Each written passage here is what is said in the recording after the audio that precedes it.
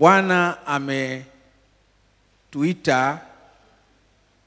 na ametupa mzigo na ametupa maono ya kwenda kuleta mavuno shambani mwake katika kipindi cha mwaka huu wa 2017, na lengo kuu ni kuleta kwa Yesu watu 1,000,000. Ninataka kusoma maandiko machache alafu nitayatolea ufafanuzi. Bwana Yesu alisema katika Yohana sura ya 14 na mstari wa 16, alafu nitasoma na mstari wa 17. Tuanze na mstari wa 16. Nami nitamuomba Baba, naye atawapa msaidizi mwingine ili akae nanyi hata milele.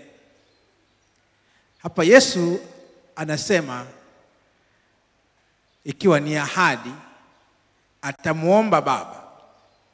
Alikuwa anatabiri baada ya kufa na kufufuka, atakapopaa, kitu cha kwanza baada ya kufika kwenye kiti cha enzi cha Baba, atamuomba Baba amtume msaidizi mwingine ili akae nasi hata milele. Katika mstari wa 17 sura hiyo hiyo, Yesu anasema sasa, ndiye Roho wa kweli ambaye ulimwengu hauwezi kumpokea kwa kuwa haumuoni wala kumtambua, bali ninyi mnamtambua, maana anakaa kwenu naye atakuwa ndani yenu. Nilitangulia kusema mwanzoni kwamba japokuwa Roho Mtakatifu yuko kila mahali, lakini hayuko kwa kila mtu. Haya ni maneno ya Yesu Kristo. Alifafanua kwamba Roho Mtakatifu hakai kwa wale ambao hawana ushirika na Yesu Kristo mwenyewe.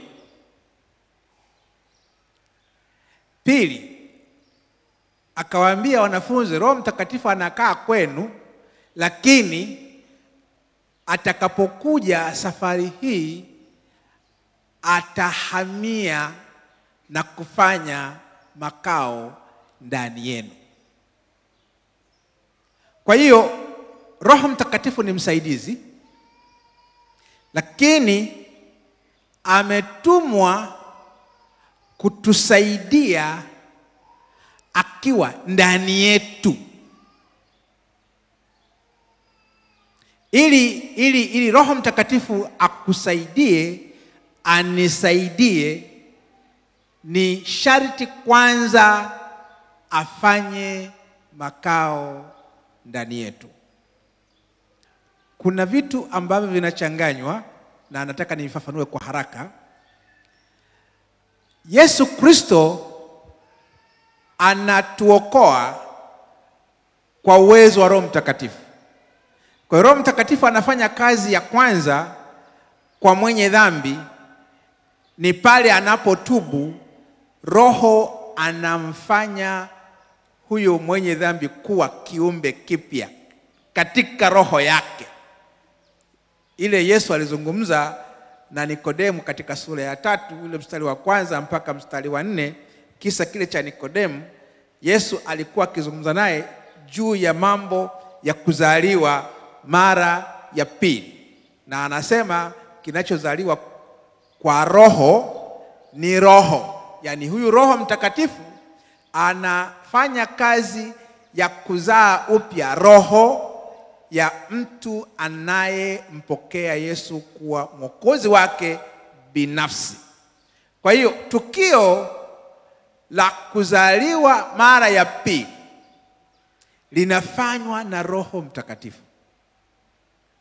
Na toka mtu anapookoka kwa maana ya kuzaliwa mara ya pili, huyo mtu amezaliwa mara ya pili na Roho Mtakatifu. Na Roho Mtakatifu yupo kwake huyo mtu. Na huyo Roho Mtakatifu ambaye amemzaa mara ya pili ndiye hata akifa wakati wa kufufuliwa, Roho Mtakatifu atamfufua. Kwa hiyo usije ukashtuka ukatangulia mbele ya haki kabla kuja kunena kwa lugha ukadhani kwamba ndio hutafufuliwa. Hapana. Roho Mtakatifu anafanya kazi ya kukuzaa mara ya pili unapotubu na kumpokea Yesu Kristo kwa mara ya kwanza na kupokea wokovu wake. Hii hatua ya Roho Mtakatifu kuja kufanya makao ndani yetu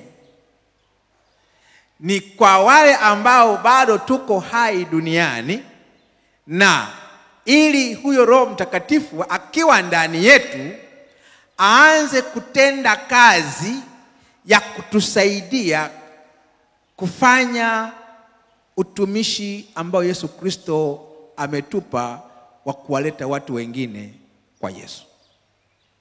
Ndio maana ukisoma ule mstari kwenye ukuta, maandishi mekundu, hilo ni tamko la mwisho la Bwana Yesu kabla ya kupaa, aliposema, lakini mtapokea nguvu akisha kuajilia juu yenu Roho Mtakatifu. Sasa tukio la Roho Mtakatifu kuja kufanya makao, kufanya makao ni tukio maalum kama lilivyo tukio la kuzaliwa mara ya pili na Roho Mtakatifu. Matukio haya yaweza kumpata mtu kwa wakati mmoja, au likatangulia moja likafuata jingine, na maandiko yapo. Kuna watu ambao walihubiriwa na Filipo katika Matendo ya Mitume wa Samaria kwa ishara na miujiza, wakabatizwa na Filipo. Lakini Filipo hakuwa na mandate ya kuwaombea kujazwa Roho Mtakatifu, lakini akapeleka taarifa Yerusalemu kuambia Wasamaria nao wameokoka, Roho Mtakatifu amewazaa mara ya pili. Lakini hii hatua ya Roho Mtakatifu sasa kuingia ajaye ndani yao, ndio naomba sasa mwende mkaikamilishe. Wakaondoka Petro na Yohana wakaenda Samaria, wakaenda kuwaombea wale waliobatizwa wampokee Roho Mtakatifu, kwa maana sasa Roho Mtakatifu afanye makao rasmi ndani yao. Lakini kwa habari ya kusikia kwa usahihi juu ya Roho Mtakatifu hawajui. Kwa hiyo unaweza kuokoka na usijazwe Roho Mtakatifu, si kwa sababu Roho Mtakatifu hayupo,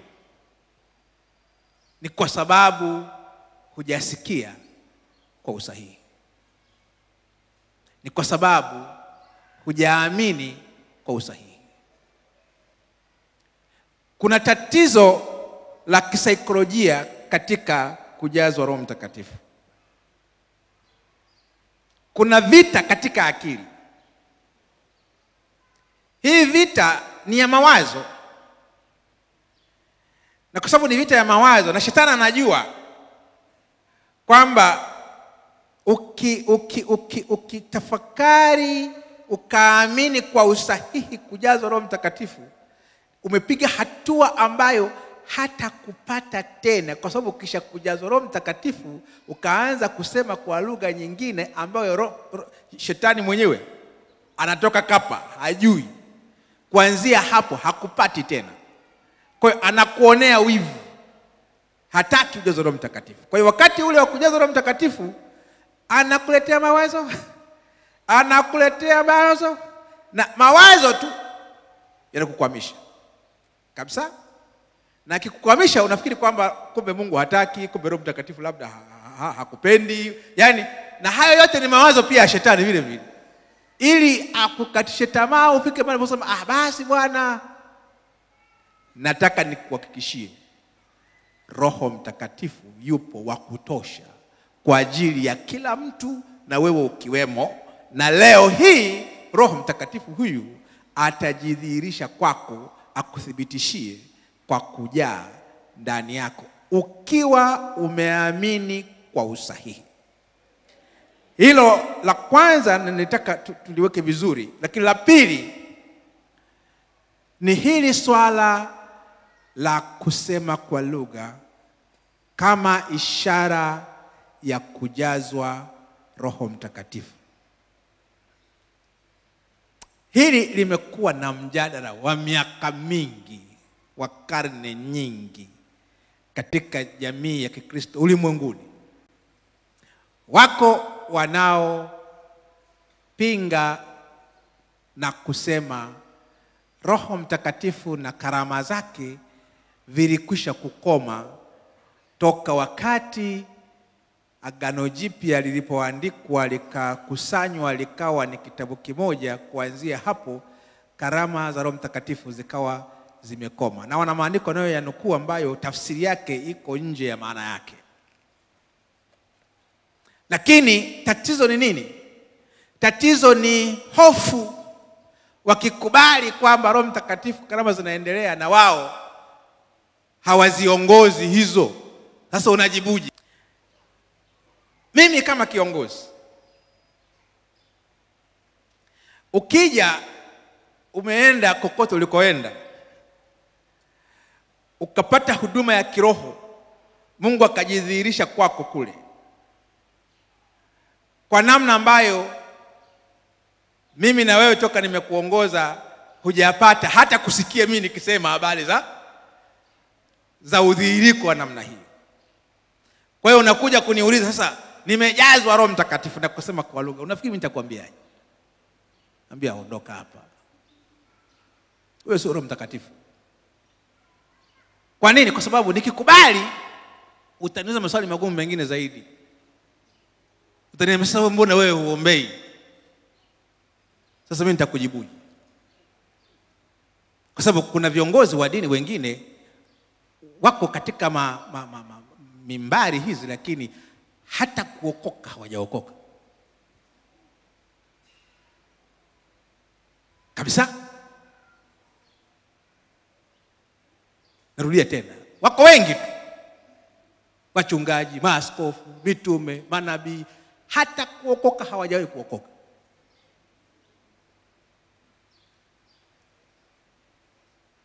Na hiyo najua sasa hapo nimewasha cheche.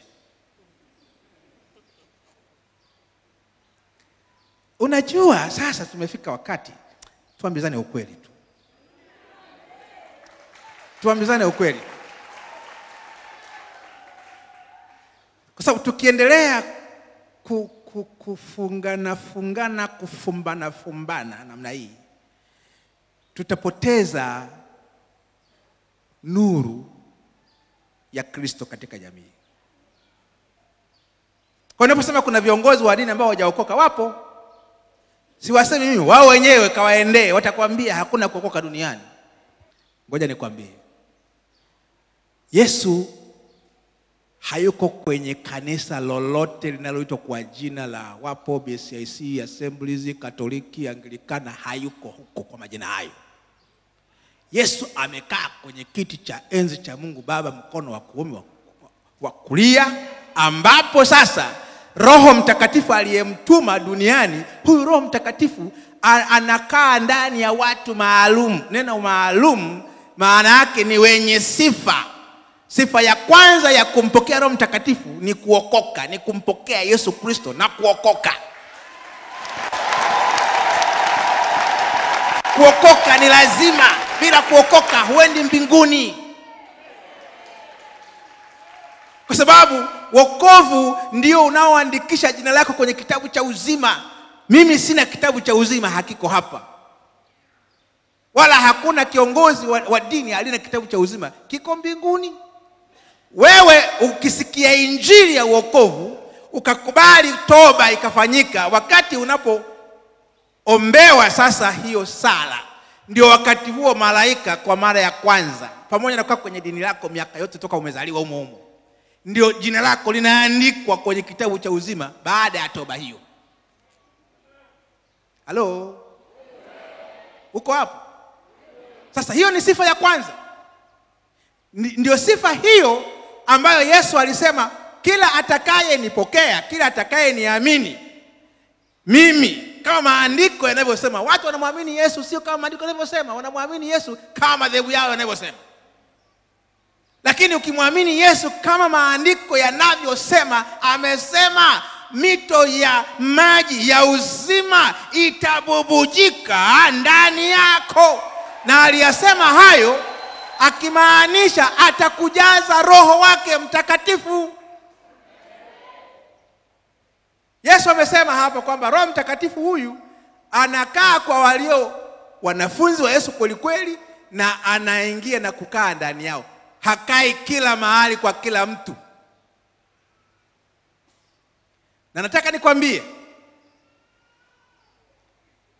kwa nini Yesu Kristo akaruhusu Roho Mtakatifu aje kufanya makao, kujaa ndani yetu. Unajua ni kwa nini?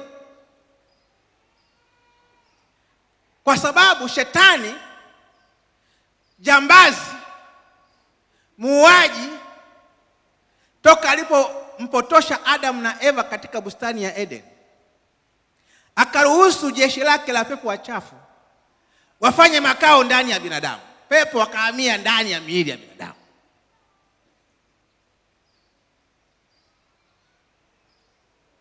Ndio maana Yesu Kristo alipokuja duniani, kazi kubwa aliyofanya waziwazi hadharani ilikuwa ni kutoa pepo. Ufalme wa shetani unadhihirika kwa njia ya pepo wachafu, majini, mizimu, nyamkera, sijui vikatokea wapi. Vyote hivyo, takataka zote hizo vinakaa ndani ya watu ambao wako chini ya utawala wa shetani. Na hao pepo wachafu ndio wanaowafanya watu wawe na mawazo machafu, wafanye mambo mabaya. Kila aina ya uovu unafanywa kutokana na nguvu za giza zinazokaa ndani ya watu. Yesu akatuheshimu. Hakutaka malaika waje kukaa ndani yetu.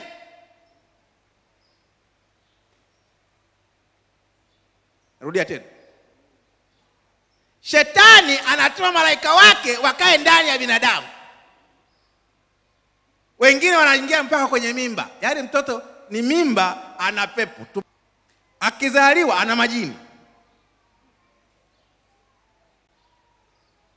Ili amharibu huyo mtoto toka tumboni atakapozaliwa mpaka atakapokuwa aende motoni. Yesu hakutaka sisi tunaomwamini tukaliwe na malaika wa Mungu. Akaamua Roho Mtakatifu, nafsi kamili ya Mungu, ndio ije ifanye makao ndani yetu, kwa sababu sisi tumeumbwa kwa mfano wa Mungu na kwa sura ya Mungu. Roho zetu sisi zimetoka kwa Mungu. Alipoumba binadamu akafinyanga, akaweka, akapulizia. Alipopulizia pumzi ya uhai ndani ya binadamu wa kwanza, ile pumzi ya uhai aliyopulizia, ndio inaitwa roho. Ndio inaitwa roho. Binadamu anapotungwa mimba katika tumbo la mama, mwanamume na mwanamke kukutana, iwe ni katika ndoa au kwenye uharamu, hiyo ni swala jingine. Lakini mimba inaposhika, vitu viwili vinafanyika. Cha kwanza ni ule muungano wa kutoka kwa mwanamume na kwa mwanamke. Lakini muungano huo unapofanyika, roho ya binadamu huyo inaingia mle kwa mara ya kwanza. Roho. Sasa ikisha kuingia, huyo mtu atazaliwa anafanana na baba na mama, lakini roho yake itoka kwa Mungu. Ila kwa sababu nafsi yake ni mchango wa baba na mama, na hulka zao zinamwathiri huyu mtoto.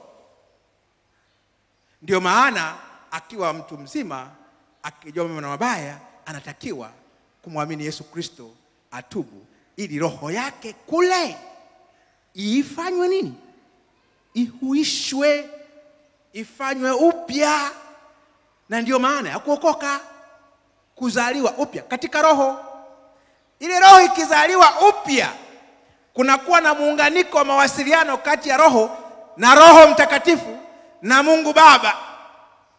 Ndio maana Roho Mtakatifu anapokuja duniani hakai kwenye miti wala kwenye majengo, anakaa ndani ya watu wale tu waliompokea Yesu Kristo, kwa sababu hao ndio wametakaswa na kupokea neema hiyo ya kujazwa na huyo Roho Mtakatifu. Tena kwao hicho ni kipawa. Ni kipawa cha Kristo, yani ni zawadi ambayo anakutuza Yesu Kristo, kujazwa Roho Mtakatifu. Sasa Roho Mtakatifu akisha kukujaa, anatusaidia katika mambo mengi. Matatizo mengi tulionayo ya kijamii, ya kisaikolojia, ya kimahusiano, yote haya Roho Mtakatifu ndiye dawa yake. Roho Mtakatifu akijaa kwa wingi ndani yako, hakuna mgogoro utakao kushinda, hakuna mtu atakayekuudhi ukaudhika au ukakasirika au ukasikia vibaya au ukawa na uchungu, kwa sababu Roho Mtakatifu akijaa ndani yako anakuja na tabia za kiungu zinaitwa tunda la Roho. La kwanza ni upendo, pili furaha, tatu amani. Hivi vinatangulia katika ujazo wa Roho Mtakatifu: upendo, furaha, amani. Na upendo huu unaozungumzwa hapa sio upendo wa mahaba, maana Kiswahili kimeharibika siku hizi. Huu ni upendo wa kimungu, agape. Agape ni upendo wa kujitoa mhanga kwa ajili ya wengine. Yesu alijitoa uhai wake kwa ajili yetu sisi. Tukijazwa Roho Mtakatifu, anatujaza upendo wa sisi kujitoa mhanga kwa ajili ya Mungu na kwa ajili ya wengine. Lakini pia Roho Mtakatifu anatujaza furaha. Furaha hii inayozungumzwa sio furaha ya kuokota burungutu la noti, maana hiyo inaitwa furaha ya nafsi. Nafsi ikifanywa kitu kizuri inafurahi, ikifanywa kitu kibaya inaumia, inakasirika. Lakini furaha ya Roho Mtakatifu ikiingia ndani yako kwa njia ya Roho Mtakatifu, ile furaha inakwenda kuhamisha na kuharibu huzuni zote, uchungu wote, hisia zote hasi ndani yako zinakuwa chini ya udhibiti wa hiyo furaha. Utasikia raha kutokea ndani hata kama huna chumvi ya kulia ugali. Utasikia raha kutokea ndani hata kama unatukanwa na kufanyiwa mambo mabaya, kwa sababu huko ndani Roho Mtakatifu ameshikilia roho yako, anamimina. Ukifanya vibaya analeta raha, ukifanya vibaya analeta raha, ukifanya vibaya analeta raha, mpaka wanakuona wewe ni mwenda wazimu. Yani wewe mbona ukasiriki? Wewe mbona wewe bwege nini? Wewe tahira nini? Wewe una shida gani? Kumbe una raha za Roho Mtakatifu. Hayo wanayofanya hata hayakugusi. Kuna watu wanaachika, wanatengana wachumba, mtu anakaa yani utafikiri dunia imefikia mwisho. Jamani, nimeachwa, ameniacha. Nataka nikwambie, unahitaji Roho Mtakatifu ambaye hata kuacha. Roho Mtakatifu atakupa raha ya kweli. Hizo raha zingine za nafsi ni bandia, za uongo. Anakwambia nakupenda, wewe sura yako nzuri, sijui magoti yako sijui yamekakaje, sijui sauti yako sijui kama malaika. Ambie uongo. Ana haja zake huyo. Lakini Roho Mtakatifu yeye akija anakuja kukufanya mtakatifu kama Mungu alivyo mtakatifu. Anakuja kukujengea tabia za kiungu.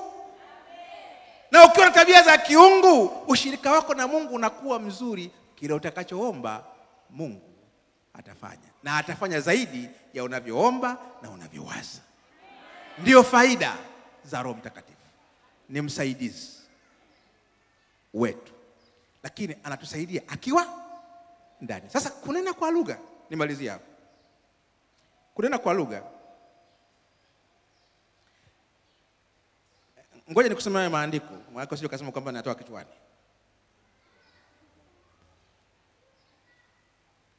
Nasoma maandiko haya ili ya kuweke vizuri.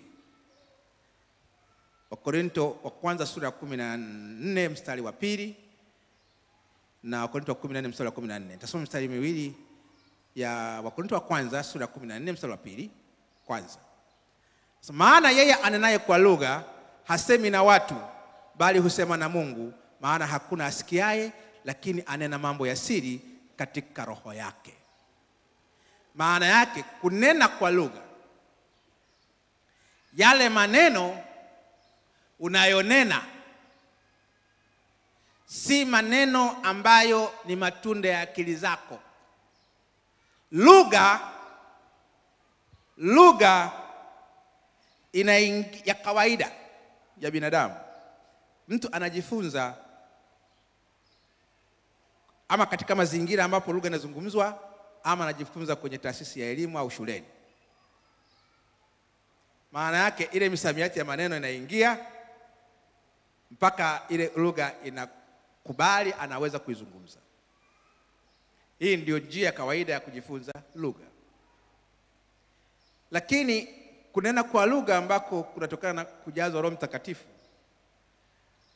ni lugha ambayo maneno yake au matamshi yake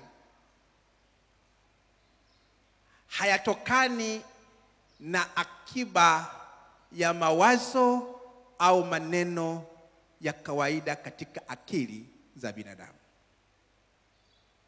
Ni lugha mpya ngeni ambayo akili hazijui maana yake. Na ndio maana imeandikwa anenaye kwa lugha hasemi na watu. Sasa watu wanaoshindwa kujazwa Roho Mtakatifu, utata huko hapo. Kwamba hivi nitazungumzaje lugha ambayo sijui? Hata nikizungumza sielewi. Soma Wakorintho wa kwanza sura ya 14 mstari wa 14. Wewe hutakuwa mtu wa kwanza kupata uzoefu huo. Wakorintho wa kwanza sura ya 14 na mstari wa 14. Imeandikwa, maana nikiomba kwa lugha, roho yangu huomba, lakini akili zangu hazina matunda.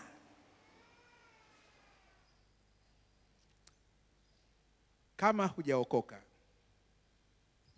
katikati yetu, mahali pa kuanzia siku ya leo ni kumpa Yesu Kristo maisha yako. Ni kuzaliwa mara ya pili leo. Ni kumruhusu Roho Mtakatifu akuzae upya katika roho yako. Baada ya kuzaa upya katika roho yako, ndio inakuja hatua ya pili hii ya Yesu huyu sasa kumruhusu Roho Mtakatifu ajae na kufanya makao ndani yako. Huo ndio mchakato.